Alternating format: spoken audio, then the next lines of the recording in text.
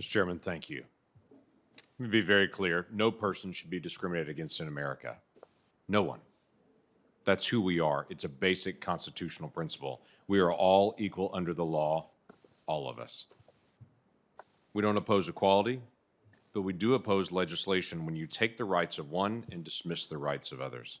We should all be able to respect each other, disagree, and still honor each other in our disagreements. That's who we are as Americans. Mr. Chairman, I really do thank you for holding this hearing and taking a serious look at the text here, because there are some serious issues with the text that we believe should be addressed as you go through this markup process to be able to take a look at it.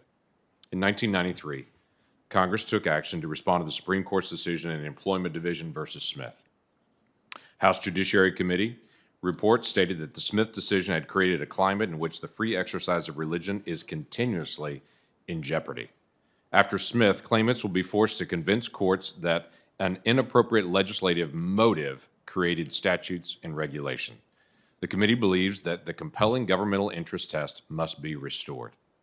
The legislative response to that Smith decision was the Religious Freedom Restoration Act of 1993, which many members in this committee voted for. The bill restored the compelling governmental interest test previously applicable to the First Amendment free exercise cases by requiring a proof of compelling justification in order to burden religious exercise. The bill was ultimately passed the House by voice vote and passed the Senate 97-3. This bill, the Equality Act, for the first time since 1993, would exclude the Religious Freedom Restoration Act. Congress would be taking affirmative action to not include RFRA protections. Religious Freedom Restoration Act doesn't pick winners and losers. It provides a balancing test.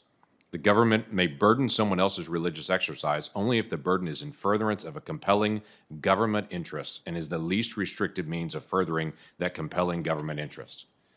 Just in the last 7 years, 58% of the RFRA cases haven't even been dealing with Christian religion, what is the majority religion in the United States. 58% of the cases have been minority religions that have been protected in the United States. So why is this an issue for this? Over the course of the last year, we've seen houses of worship across the country, including states represented by every single person in the Judiciary Committee, that have served as locations for COVID testing and vaccine distribution. They provided food, clothing, rental assistance to those in need, as they always do. Under the Equality Act, all of those houses of worship would now be categorized as public accommodations as an establishment. Deeming houses of worship as a public accommodation subjects them to needless litigation, and the Equality Act would literally strip them of the very defense that they were given in 1993. The bill also defines sex to include pregnancy, childbirth, and related medical conditions. To be clear, the law, our federal law, already protects people from pregnancy discrimination, as it should. But in areas where Congress has protected pregnant moms from discrimination, it's also clarified those laws don't require employers to pay for abortion, except in very limited circumstances.